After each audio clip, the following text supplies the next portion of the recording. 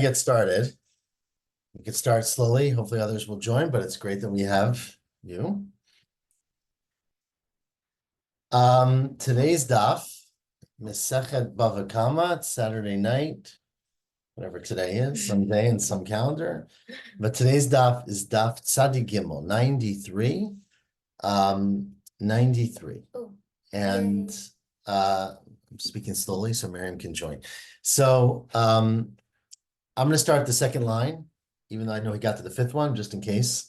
Says the Gemara, the second line, Shavuot Tov, second line of Daf Tzadi Gimel Amud Aleph, Amar le Rava le Rabba Bar Mari, right? We've had a succession of comments from Rava to Rabba Bar Mari. Minaha Milta, what is a source in the scripture for this thing, the Amri Inshi, this common saying, or this known saying, Butter Mari Nichsi Tzivi. Mashach, sorry, I missed a word. After the Mari Nichsi, after the owner of the possessions, the Tzivi also are pulled along, the stragglers, right? Tzivi means the thorns or the non-valuable things. But that basically, when you have someone or something that's really successful, there's a lot that gets drawn along with it. And that's based on the pasuk, of course, Gam lelot holechet Avram hayatzonu bakar va'ohalim. Right, that Lot who came with Avram, the Torah very much diminishes. That Lot also, right? Avram was fabulously wealthy, and Lot, who was part of it, also got very wealthy. But the implication is that you don't have to be the independently wealthy person. You can hang out with that person, and some of it will rub off on you. Some of it. Continues the Gemara, 5 lines from the top. Amr of Chanan, Hamoser din al chavero. Interesting and very, very interesting Gemaras. It's repeated in Rosh Hashanah. Someone who is moser din, which literally means they like a moser. You report or you assign a din to your friend. So you basically say to God or whatever that means, so and so is mistreating me. Please judge them or please evaluate them. Then says the Braita, or it's not a Braita, says Rav Chanan, hu ne'anash tchila. That person is punished and evaluated first. Meaning once God starts paying attention, God looks at all the parties. And that person, if they've done something wrong, which most people unfortunately have, they get punished first. Shenemar, Shenemar, as it says in the pasuk, "Tomar Sarai al Avram."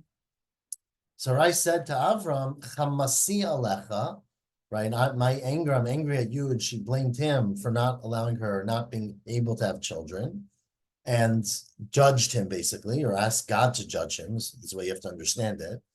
And of course, at the end of the story, Sarah died first. It says, "Vayavo Avraham l'spod l'Sarah v'lifkota." Avram came, Avraham at that point, to mourn and to cry over Sarah. But says the Gemara Hanimili, that's only itle dina be'ara. That's only if there is. It's a fascinating statement, dina be'ara. It's only if there's a earthly court that would hear your claim, right? So that in situations where you could go to court and instead you go to God, that's considered to be inappropriate. Hashem starts judging it. You want to come to me, you better be careful because God judges everything. But if there's no recuse, right? No, I don't know what the right word is. No ability to go to a court, and no one's going to listen to you because you either, you're not going to be listened to, or there's no judgment for the kind of thing that you are suffering. Then it's appropriate to scream out and cry out to Hashem to provide justice for you. So of course the question is, who could Sarah have turned to, right? So Tosfos here says that, they had the Beit Din of Shem ve'Ever, right? Which again, whatever that means. But the Chazal, there was a existing, religious court, because this is not a monetary thing. But that if she was upset, she could have taken Avram to discuss it, and she didn't. She went to Hashem, and therefore she was ultimately punished first. Amar Rabbi Yitzchak, says Rabbi Yitzchak, Oy lo litzoek yoter min hanitzah. Sometimes, or maybe all the time, it's worse for the one who calls out than the one who is called out about, right? Of course, this is based on the pasuk, which says, return the object to the person who gave it to you as a guarantee, yalmana, because if you don't, they will cry out to me, and I will answer them, says Hashem, because I answer the almanot, right, and yitomim. So, says Rabbi Yitzchak, though, it's worse for the one who calls out. Because some understand that means what's going on here. Rashi seems to understand that Rashi says, I think, that it's a continuation of the previous thing, that it's just like Sarah, right? Sarah called out because felt she was being mistreated, but ultimately she was judged first. Tainami Hachi, in fact, there's a Braita that says that that when God comes to judge, God looks both at the one who called out and the one who was called about. But first, God looks at the one who's calling attention to the situation, the one who called out. So that's, again, it's a very enigmatic because that's not what the pasuk seems to imply at all, right? The pasuk says, "Be careful; they're going to call out, and I'm going to respond." But this Bright is saying that even though they call out, they get looked at as well. Tosfos has a whole nother explanation that this is unrelated to the previous thing. It's different girsa. That it's not echad hatzoek ve'echad hanitzak. It's echad hatzoek ve'echad she'ino tzoek. It's whether they call out or don't call out. Meaning, it says don't mistreat an almanah. Don't mistreat a person who's should be protected, because if you do, Hashem says, I will, if you do, they will call out and I will come to their defense. But what the Bryce is saying, according to the Tosfos Pshat, the Girsa he has, is that even if they don't call out, I'm going to come to their defense. It's not like if you mistreat someone and they don't cry out to God, I'm still going to punish you. But the point of the Braita is echad tzoek v'echad she'eno tzoek, whether that person cries out or doesn't, but first God will call attention to the one who does call out. So that's the advantage, so to speak, or disadvantage, I guess, of if someone calls out against you, it's that God will punish you quicker. But it's not saying that God punishes both parties in this Braita, and therefore it's not connected to what we just said about Sarah. Where does it say anything about an almanah? Not in the pasuk it talks about. Because I protect them. Yeah, but not in this I'm saying in the pasuk it talks about returning the thing to the person who can't come out, who needs it. I don't have the pasuk in front of me, but maybe I do. Almanah, maybe. Hold on. I thought it's a yatom. Right. No, in that pasuk it says. I mean, I could read the whole pasuk, but it says imaneta neoto. If you pain them, they'll call out to me, and I will listen to their cry. And then the pasuk continues and says, "I will be angry at you. Not that I will answer them. That's how I will punish you. That's what I was. Yatomim. No, but it's a curse that Hashem says that if they call out to me and I punish you, if I punish you and kill you, your wife will be almanah, and your children will be yatomim. It's not in this pasuk. It's not referring to Hashem representing them necessarily, though that happens also, but to the punishment, what would happen.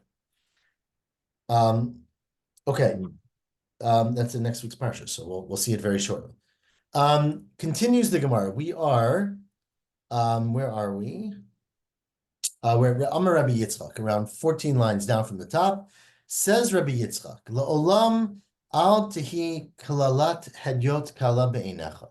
You should never be, I'm not sure how you could respond to this, but of course, all these Gemarot are very challenging, or not challenging, they're very open to interpretation, right? You should never let the curse of a simple person, I don't know if a hedyot means a simple person, but a non-respected person should not be light in your eyes. Meaning even someone who you think, whatever, they're not respectable to me, there's no reason to antagonize them and to allow them or encourage them or let them curse you. And how do you see that? Sharei Avimelech, who again, it's funny because he's not a hedyot, right? Avimelech was a king, but to Avraham, he was a hedyot, right? Because he was not part of his people. So Avimelech kilel et Sarah, which also is very interesting, right? To view it that way. The Avimelech cursed Sarah. Remember, Sarah was taken by Avimelech because he didn't know supposedly that it was Avram's wife, and he was punished, etc.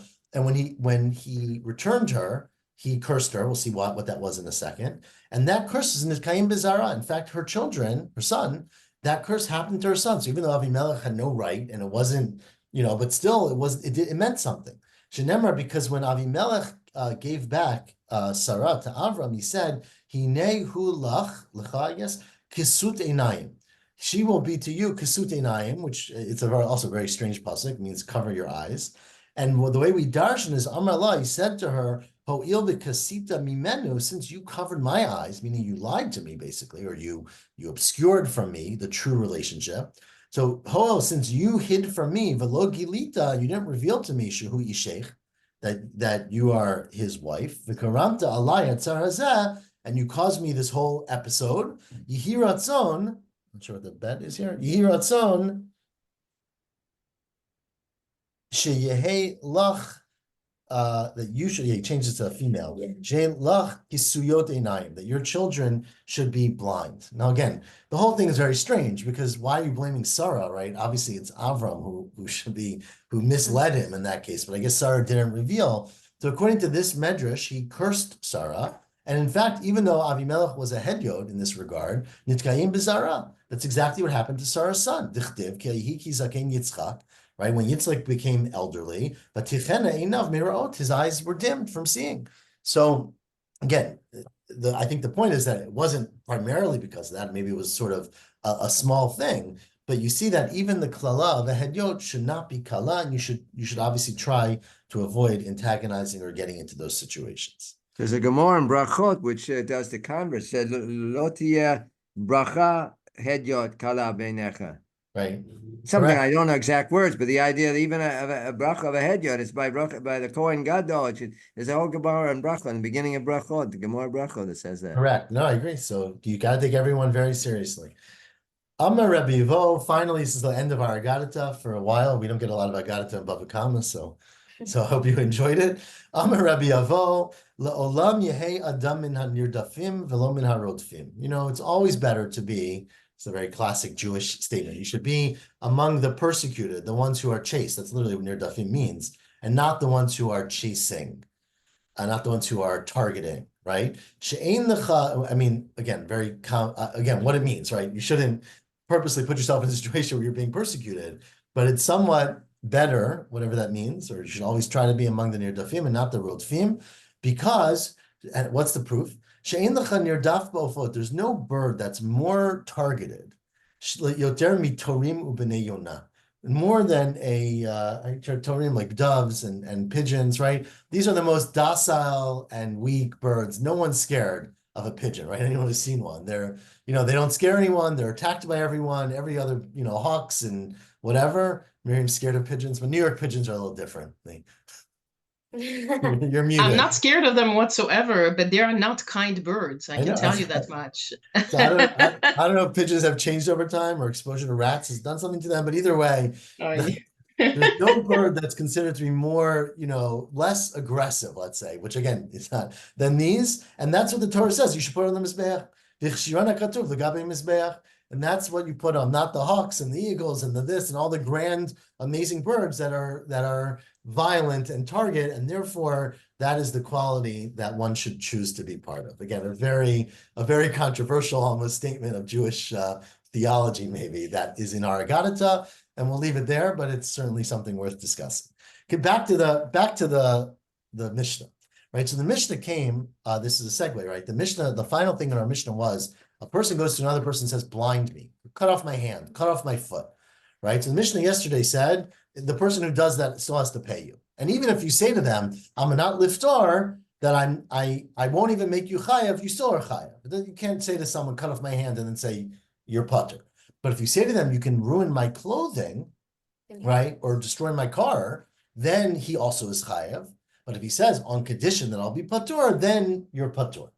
Okay, so you have to have that condition. It only works for possessions, not for your body. Says the Gemara.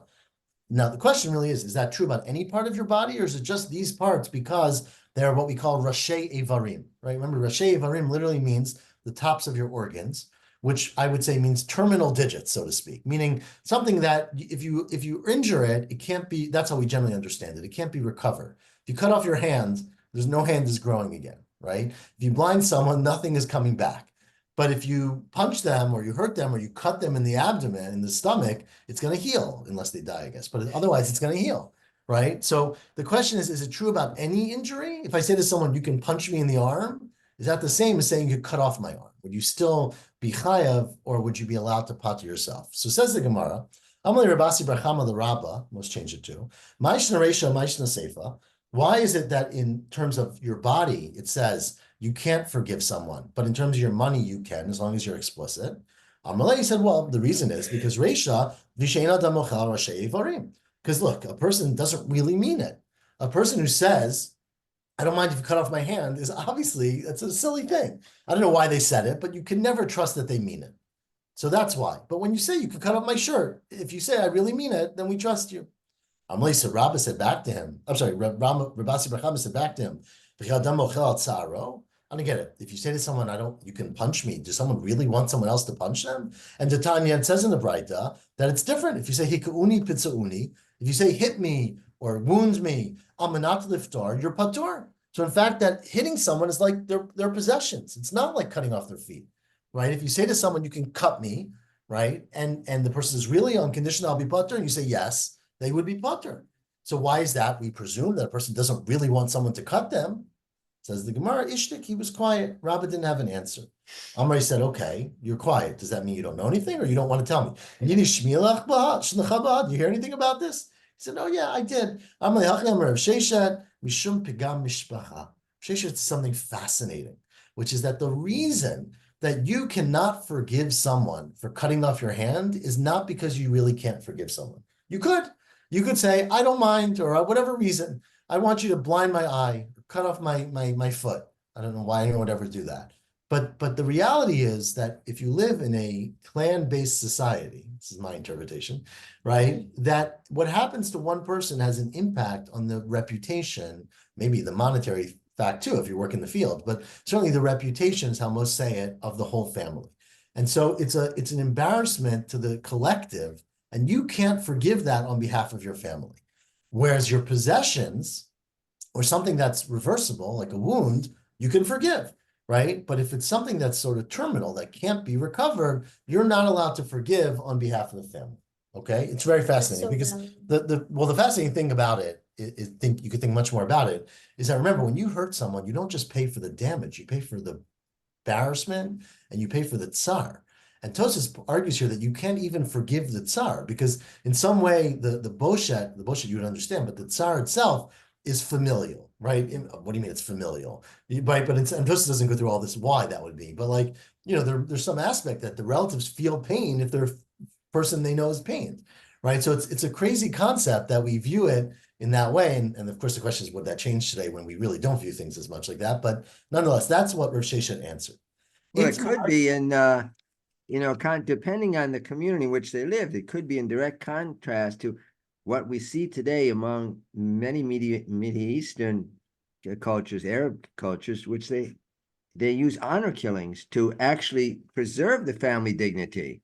They kill the daughter, they kill, so maybe they lived in that context just to emphasize how different we are from the cultures in which they lived. Right. I mean, I think without going too far into honor killings, but no, I think we're the exception in America, right? The rest of the world up till recently viewed all things, marriage certainly like this, right? People were married off. It wasn't an individual choice, but it was much more than that. It was your business and your field and everything had that context. And certainly the Gemara takes that very seriously. Again, how far it goes, we do not condone honor killings, just to be very clear, anywhere in the Torah. But how far that goes, of course, is a very important question. And I think even more relevant is now that society has changed, if it has changed, where it has, how does that change the halacha in some of these regards? But well, that was my point, that the other communities may have had honor, and we're emphasizing is to show that we don't condone it. Got it. Okay, we definitely don't. I agree. Itmar and Reboshaya also said Mishum Pegam Mishpacha. And in fact, that's the reason. It's Mishum Pegam Mishpacha. So that's the whole point. Rava says, I disagree. It's Mishum She'adam Achal Rashi Avarim Shelo. The reason is that people don't want their hand cut off, even if they're okay to get their their stomach cut open. Meaning there's levels of things that people will agree, and we assume that nobody wants an illness or a wound that's going to be permanent. And so, in fact, that's the difference. It's not a question of the family, it's a question of the person. Rabbi Yochanan says, now, in fact, says Rabbi Yochanan, not clear if he's actually responding, but in fact, says Rabbi Yochanan, there's really no difference. This is how Rashi understands it, and Tosfot, between the body and the kalim. If you really forgive and say, I don't care if you do it, the person's putter. And if you say, I don't mind, I don't want you to do it, if you say it's okay, but you don't really mean it, the person's chayav. And says Rabbi Yochanan, meaning, yesh hein shehu kalav. Sometimes you say yes, but you really mean no, right? And it doesn't mean you mean no, but you say no. The yesh lav shehu kehin. And in fact, sometimes when you say no, it means yes. And Tayanam Yachid, there's a Braita that actually says this out clearly. Let's say a person says to someone else, hikuuni pitzauni, hit me, punch me. And then the guy says, almanat liftor, and I won't have to pay you anything. Well, Marlon, you say hein, right? You say, sure. But there we understand sure to be sarcastic or to be questioning. But I would never let you do that. And therefore, that's like saying, don't hit me. I don't mean yes. I mean, that's crazy. And in fact, the opposite could be true too. You say to someone, Karat ksuti, come tear my clothing. You like my shirt so much, come rip it up yourself. And the guy says, I'm not liftar, on condition that you won't make me pay you for a new one. He says, Lav, no, of course not. But there he doesn't mean it either. There we understand he means, he's joking also. He means no, but that means yes. Lav shu kehain. So there are times, and it's all based on context, where you, and voice and tone and all of that, where in fact, when you say no, you mean no, and you're joking, or you say yes, and it means you're joking. And that's where our Mishnah, Rashi understands that stam, a person who says, hurt me is joking, and says, cut my clothing is not joking. And that's why you have those cases. The final case in the Mishnah was Shavart Kadi Karat Ksuti, you'd be chayav, right? I go to someone and I say, break my kad, right? Break my barrel or tear my clothing. The person does it, you say, sorry, you got to pay me. But if he says to him, I'm not liftar, then you'd be patur. But if I just walk up to someone and say, please rip my jacket, the guy looks at me like I'm crazy and he does it, he'd have to pay. Says the Gemara, is that really true? For a minute, what about the following braita? It's a fascinating braita. Torah says, a person gives to someone else an object to watch, right? Kitain ish al re'eo, forget the exact words, lishmor, right? Kitain ish al re'eo kesef o kelim lishmor. Someone gives it to someone else to watch. V'gunav mi beita ish, and it gets stolen. We're about to have all these psukim, right? It gets stolen, then you have to pay, right? You swear, you have to pay, etc. Says the Braita, it says, if I give it to you to watch, what if I give it to you to throw away?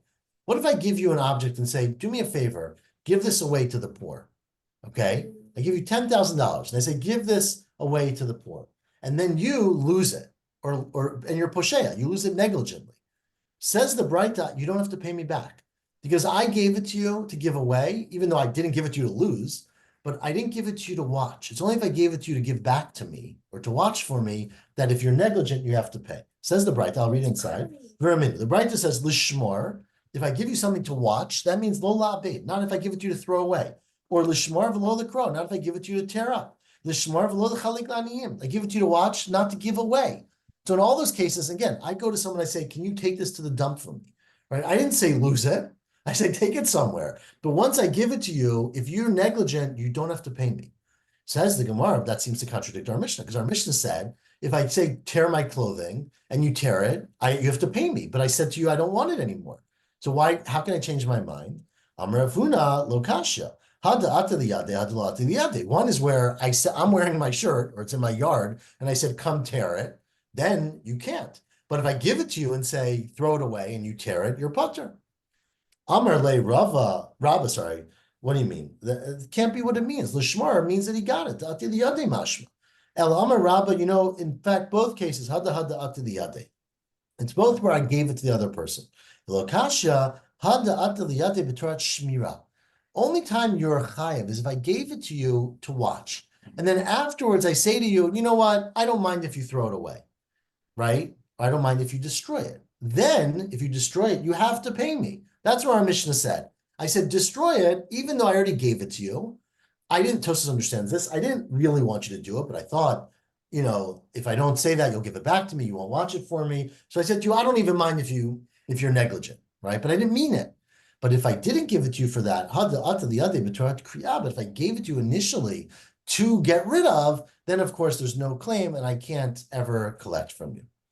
In fact, there was a case where they had a wallet full of money, $20,000 raised for tzedakah, da'ati the pumpadita, and someone brought it to pumpadita, and afkidei Rav Yosef, who was the gabbai tzedakah, Rashi says, the gabbai, he gave it to someone to watch till he was able to pass it out. So afkidei Rav Yosef gabayahu gavra, and that guy didn't lock the door, and someone came in and stole it. Pasha bey atu ganvi ganvu. He was poshea. Again, remember, he's not poshea, it's a different story. He was poshea, he left the safe unlocked. Robbers came in and stole it. Chayve Rav Yosef said, you got to pay it back to me. I'm going to pay it back. I'm going to buy it. That's exactly our braita. Hatanya, if you give someone money to give to tzedakah, you then have no claim on it, right? Lishmar, you only have to watch it if you're giving it for the purpose of watching. Below the chalik la'aniyim, and this money was mainly for giving to the aniyim. Now it's interesting, right? Because you didn't give it to this person to give to the aniyim. You gave this person to watch for Rav Yosef to come back and get it, to give it to the aniyim. So Rashi and the whole Gemara understands that the reason that you're patur when you say, I give it to you to give to aniyim, is that there's no aniyim who can claim it from you, right? Because no ani has a right to it. And ani, basically, I said this is going to be charity, but there's no particular ani who is going to go to. So I can't get it back from you because I gave it to you to give away. Ani can't come to you and say, give it to me, because there's no particular ani. So you see from here that in fact you can claim it back. Amalei said back to him, the reason you can claim it back here is that aniye de pumpadita, the way the charity, the social, what do you call it, welfare system worked in Pumpadita was that the poor make its kayetzlo. They had a set amount that they would get. Every week they would get a check for $50 or something like that. And therefore, it is basically the anim of Pumpadita can go and claim and say it was our money because it was a fixed amount. It wasn't give it to some ani, and each ani then can not say it's me. Every ani was going to collect a fixed amount, and therefore giving it to the person was to watch it and not to give away. So he's chayev or not chayev? So he is chayev. The case of Pumpadita, he was chayev because it was a set amount, and therefore basically the aniyim can come, not the, I mean, Rav Yosef is the messenger of the aniyim, but the person can come and claim it. But wouldn't that be, couldn't one propose a scenario where he would be chayiv in any case? If one person says to the other, give this money, you're my shaliach, I'm giving you this table to give to aniyim, and I'm giving it, you give it to me, to aniyim on my behalf. So there you could say that it's a tax deduction for the original person. Well, so that's I thought of this too. I didn't want to say it but no, obviously if there's still benefit for the person giving it, like a tax deduction, then that, of course you can claim that, right? The point is, if I forget about tax, they didn't apparently have tax deduction. I understand that, but I mean, today one could see that. I know for sure. No, 100%. The point of the Gemara is that if I give a car, just a charity organization, say give it away, and there's no tax deduction. I already gave it away, and no ani can come and say it's mine. So that's the case. Anyways, let's continue. Turn the page to Daf Tzadi Gimel Amud Bet. Hagozel Eitzim, new parak. Says the new parak. Hagozel Eitzim. We've had this all. We're pretty much at the end above the commas. So pretty much everything we're going to learn, we've learned before. I would say doesn't mean we remember it all. But everything we learn, not everything, but a lot of what we learned is going to be familiar. So it says the Mishnah, which we've had before, Hagozel eitzim v'asan kelim. A person steals wood and he turns it into a chair. You go to IKEA, you take the parts, you steal them, and you turn it into a bookcase, right? That's a great example. You'll see why. Or you steal tzemer v'asan bigadim, where you steal wool and you turn it into clothing, right? You steal yarn and you make a beautiful scarf. Then you found out to be a robber. So usually you give back the thing. Says the Mishnah, you mishalim kishat gzela. You don't have to give back the object. This we talked about before. You made a kinyan by making this new thing, and you only have to pay back the money that it was worth when you stole it. You pay back the value of the boards or the value of the yarn.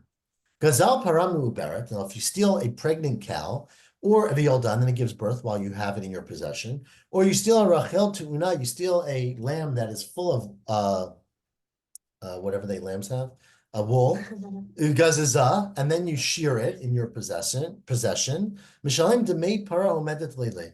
You pay. We'll see this in the Gemara in a couple of days. Rose and I discussed it today already. Huge debate about what this means, right? But one interpretation, Rashi's interpretation, seems to be that Rashi seems to say, unlike the Rush, you actually give back the cow, you give back the sheep, right? But what about the wool and what about the baby? So you don't have to give back the baby because the baby has changed in your possession. You give back the value that a cow would have to pay just for the worth of its baby or the sheep or the wool on its back. The other interpretation, that interpretation, which Rashi seems to imply, is the odef, that you're talking about only the extra here. The other interpretation is that you're talking about the whole thing and that you give back nothing. You don't give back the cow. You don't give back the sheep. You give back the value of a cow that's pregnant, right? Or a sheep that's shorn.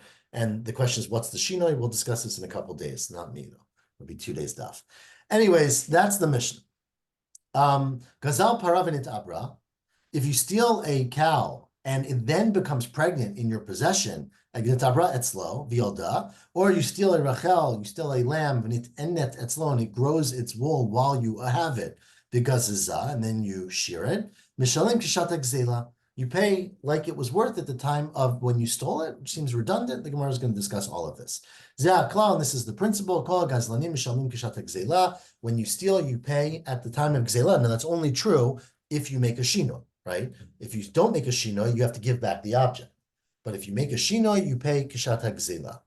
Amri. Now says the Gemara. What the Mishnah said a very interesting case of IKEA wood, which I assume that you then turned into a bookcase, right? Eitzim ve'asan kilim. You made them into a bookcase. That's where it's considered a shinoi. But what if you took the wood and you didn't make it into a bookcase, but you actually just smoothed it down, shipan? You just smoothed it. I don't know exactly how you translate that in English, but you were shapeh. You prepared it. You sanded it down, right?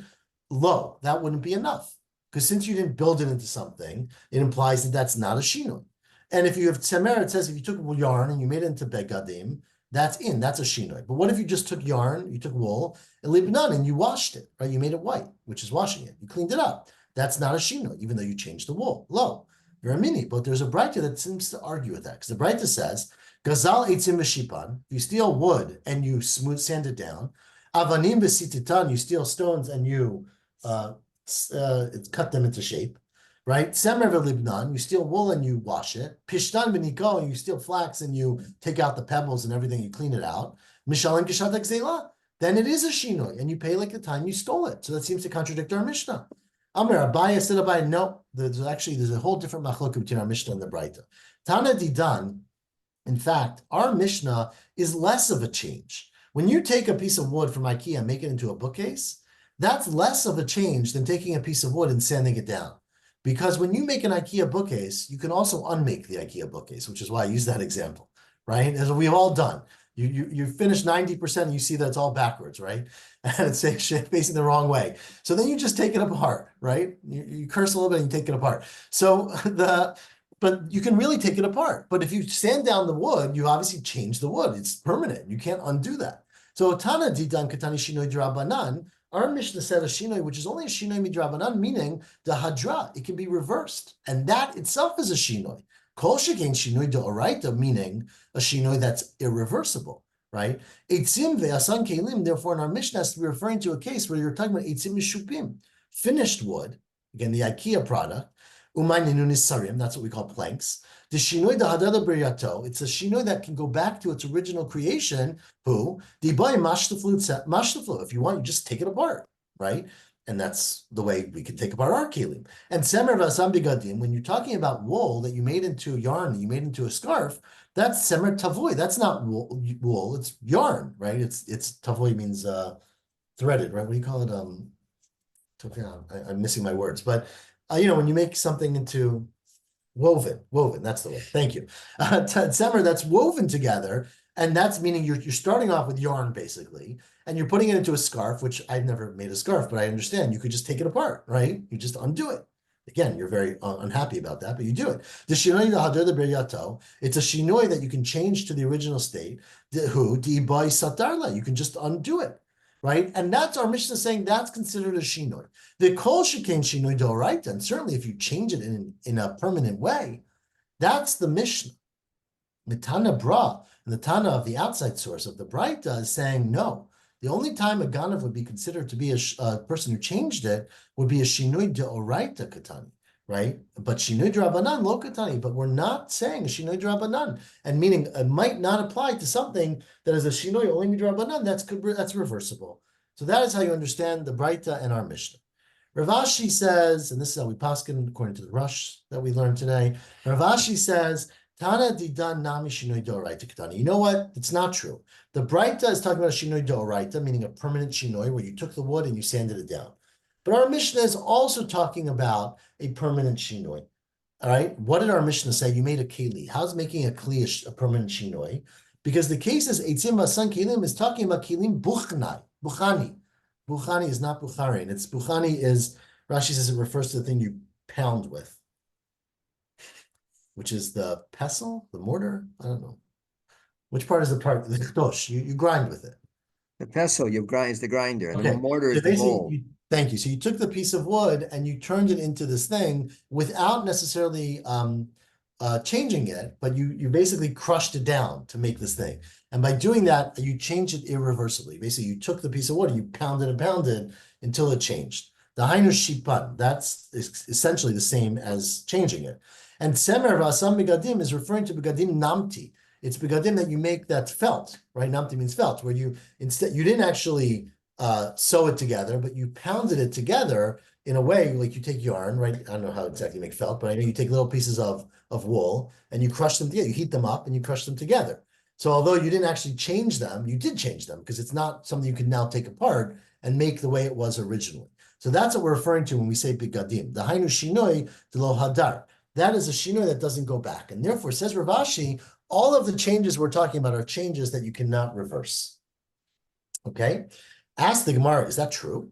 That these are considered changes? Liban mihavi shinoi. If you take wool and you wash it, is that considered changing the wool? Vermini, what about the following bright time? For the rest of today, we're going to talk about the other time we use wool, which is Reshit Hagez, right? The Torah says halacha that the first shearings of wool you have to give to the Kohen. It's called Reshit Hagez, right? Which is true about almost every first that we did. The first animal, the first challah, right? All the first fruits, which are different. But the Reshit Hagez you have to give to the Kohen, right? Now, Reshit Hagez is just to take halacha, it's very similar to challah in some ways that Rashi points out from the Gemara and Chulin, that it's not every shearing, it's a certain amount. So Reshit Hagez means that you have to shear 5 lambs together, you put it all together, and then you take out a certain amount and you give it to the Kohen, okay?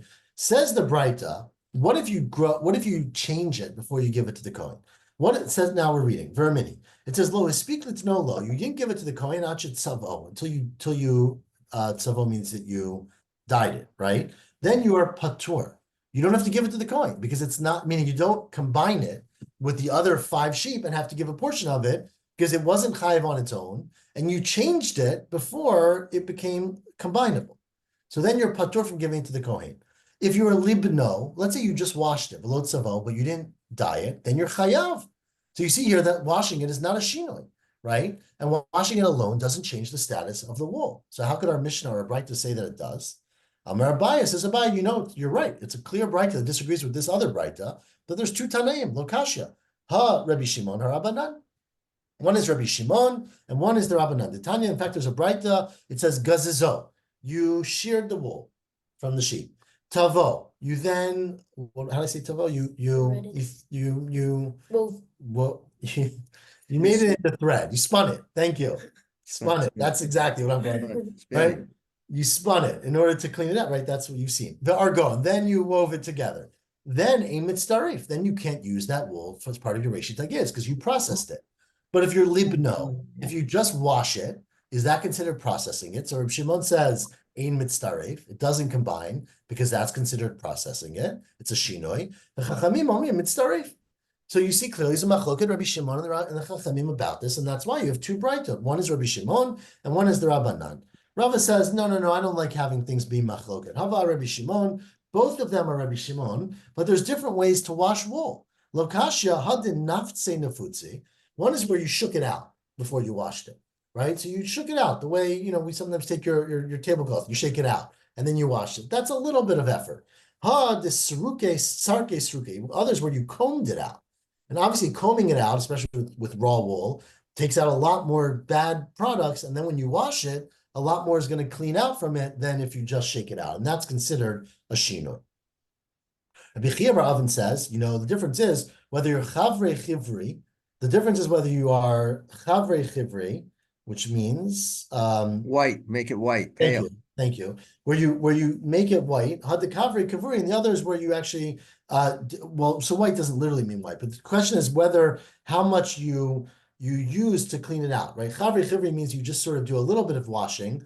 Kavrei kavure, Rashi says, means that you actually used all kinds of sulfur and linen and not like a detergent to actually clean it out. That's considered to be much more effort, right? Says the Gemara, 1 second. Hashta, you're saying, Seva Rabbi Shimon lohavi shinoi. You're going to say, we're going to see in a second, that Rabbi Shimon says that if you dye wool, it's not considered changing it. And here you're saying that washing it is considered changing it? Libun havi shinoi, Tanya.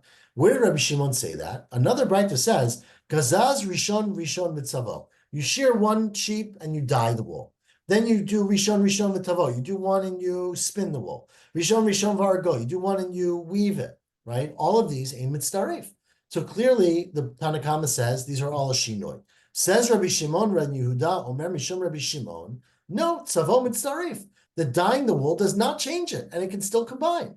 How could that be? How could Rabbi Shimon say dyeing it is not a shinoi, but washing it, where you didn't even change it in any way, is a shinoi? Amar Abaye, well, you didn't pay attention. It wasn't Rabbi Shimon alone who said it. It was Rabbi Shimon ben Elazar in the name of Rabbi Shimon ben Yehuda in the name of Rabbi Shimon. So lo kasha, there's Rabbanan alibad Rabbi Shimon who would say that dyeing it is a shinoi and washing it is a shinoi, and Rabbi Shimon ben Yehuda alibad Rabbi Shimon who says neither is a shinoi.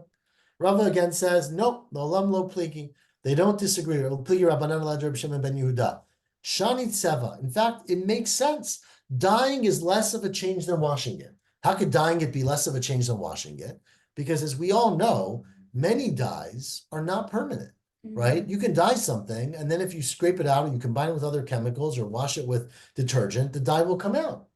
And so dyeing is not necessarily permanent. It could be, it depends on what dye you used, right? But some dyes are temporary. And shani tseva hov yachol haviro date safon. You can always get dye out with safon. What's safon? Soap. Rashi is a beautiful. I said soap. Rashi is a beautiful French word, which I don't know what it means. Savon, sabon. Yeah, it's soap.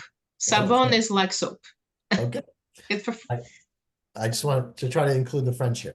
And so you can take it out using some kind of chemicals, right? The chikatani hatem lo speak the tnolach it's avo patur, but we said elsewhere that you're patur if you dye it. The kimna kedivri hakol, that's referring to kala ilan. It's referring to a very specific dye, very famous dye, which we call in English, whatever that blue is. It's some blue, indigo, they call it, right? Always. Rashi says it's similar to tchelet, some deep, deep blue dye, the lo avar, which doesn't come out. So this is there's different kinds of dye, right? If you use kala ilan, which comes from some tree, right? It's a permanent dye. But many, many dyes, as most people know who wash their clothing, come out over time, at least in old times. I think now the dyes are much better, right?